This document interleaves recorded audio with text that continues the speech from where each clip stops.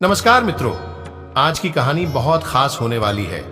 आज हम रामायण की एक ऐसी कहानी सुनाएंगे कि शायद इससे पहले ये कहानी किसी ने सुनाई होगी। तो मित्रों, अगर नहीं सुने होंगे तो वीडियो को अंत तक देखिए।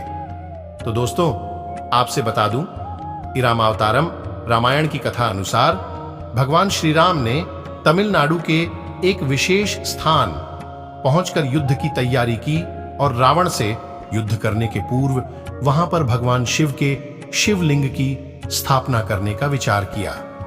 आज उस स्थान को रामेश्वरम नाम से जाना जाता है।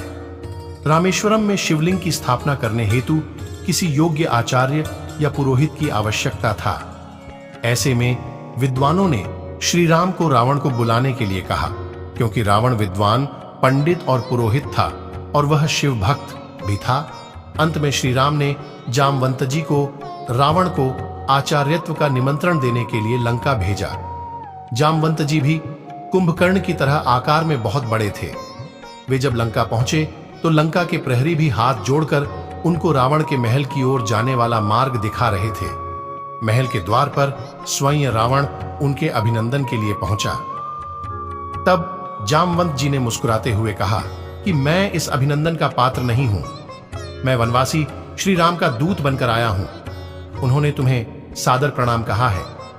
यह सुनकर रावण ने कहा, आप हमारे पितामह के भाई हैं, इस नाते आप हमारे पूज्य हैं। आप कृपया आसन ग्रहण करें। यदि आप मेरा निवेदन स्वीकार कर लेंगे तभी संभवतः मैं भी आपका संदेश सावधानी से सुन सकूंगा। जामवंत ने आसन ग्रहण करने के बाद पुनः कहा, हे रावण, वनवासी प्रभु श्री राम ने सागर सेतु निर्माण के उपरांत अब यथाशीघ्र महेश्वर लिंग विग्रह की स्थापना करने का विचार प्रकट किया है। इस अनुष्ठान को संपन्न कराने के लिए उन्होंने ब्राह्मण, वेदज्ञ और शैव रावण को आचार्य पद पर वरण करने की इच्छा प्रकट की है।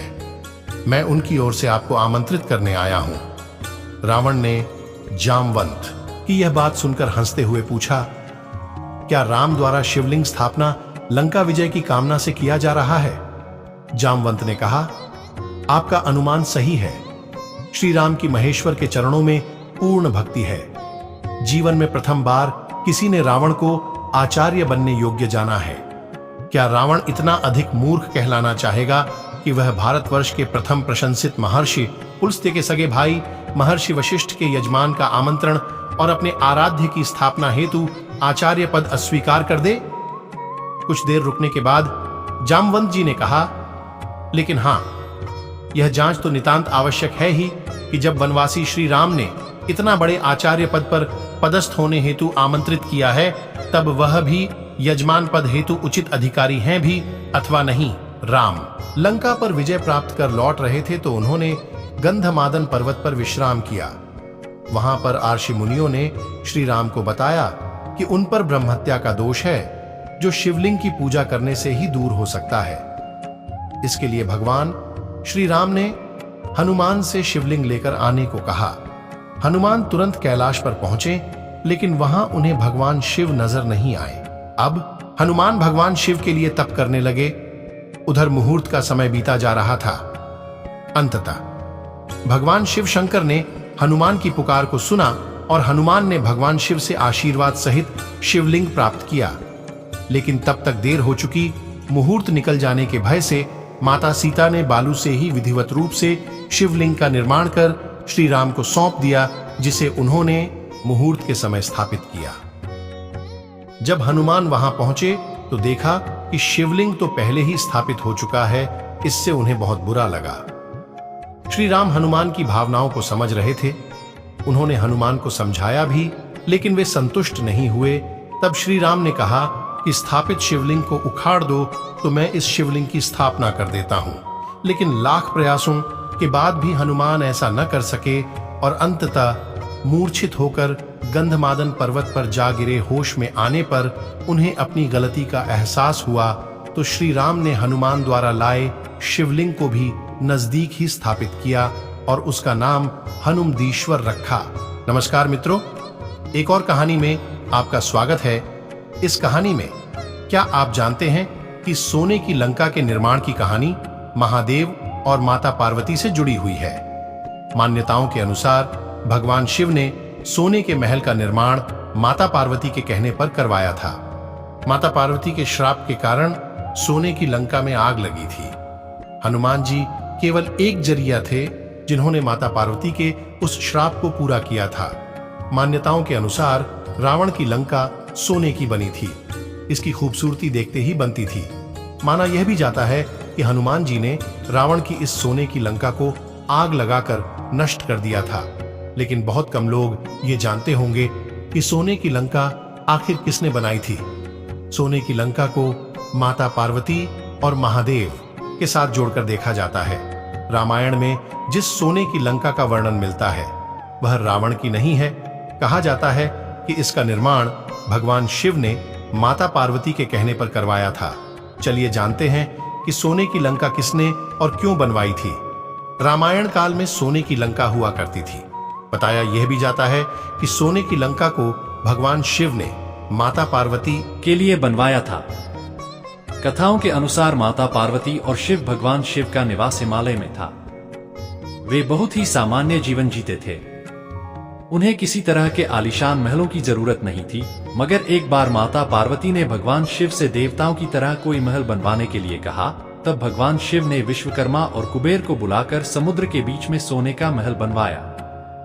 इसे ही सोने की लंका कहा जाता है। एक बार रावण वहां से गुजरा तो उसने उस स्वर्ण नगरी को देखा।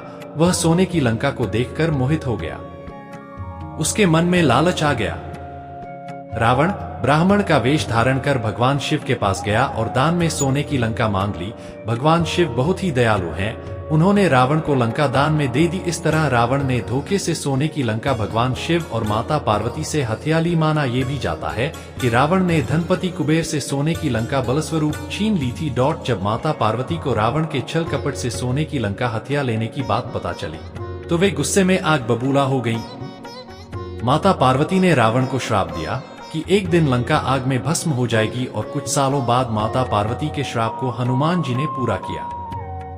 जब माता सीता का अपहरण करके उन्हें लंका ले आया तो हनुमान जी उनसे मिलने लंका आए। तभी हनुमान जी ने रावण की स्वर्ण लंका में आग लगा दी। सर्वप्रथम श्री राम की कथा भगवान श्री शंकर ने माता पार्वती जी को सुनाई थी। उस कथा को एक कौवे ने भी सुन लिया। उसी कौवे का पुनर्जन्म काकभुशुंडी के रूप में हुआ। काकभुशुंडी को पूर्व जन्म में भगवान शंकर के मुख से सुनी वह राम कथा पूरी की पूरी याद थी। उन्होंने यह कथा अपने शिष्यों को सुनाई। इस प्रकार राम कथा का प्रचार प्रसार हुआ। भगवान श्री शंकर के मुख से निकली श्री राम की यह पवित्र कथा अध्यात्म रामायण के नाम से विख्यात है। एक बार काकभुशुंडी ने अपने गुरु को अपना सम्मान देने से इनकार कर दिया, जबकि वह एक मंदिर में शिव की प्रार्थना में लगे हुए थे। क्रोधित होकर शिव ने अपने कृतघ्न भक्त को सर्प का रूप लेने और एक छोटे जीव के रूप में 1000 जीवन जीने का श्राप दिया। अपने गुरु द्वारा श्राप को कम करने के लिए देवता से प्रार्थना करने के बाद शिव ने कहा कि उनके 1000 शापित जन्मों के बाद काकभुशुंडी राम के भक्त बन जाएंगे। देवता ने उसे चेतावनी भी दी कि वह फिर कभी किसी गुरु को अप्रसन्न न करे। तदनुसार शापित जन्मों के बाद काकभुशुंडी एक ब्राह्मण के रूप में पैदा हुए और राम के एक महान अनुयायी और एक ऋषि बन गए। लोमश नाम के एक ऋषि को निर्गुण, गैरयोग्य, निरपेक्ष, पूजा के गुणों पर प्रवचन सुनते हुए उन्होंने ब्राह्मण की सगुण, योग्य, निरपेक्ष पूजा की तुलना में उन्होंने इन विचारों को स्वीकार करने से इनकार कर दिया। लोमश ने क्रोध में आकर उसे कौवा बनने का श्राप दे दिया।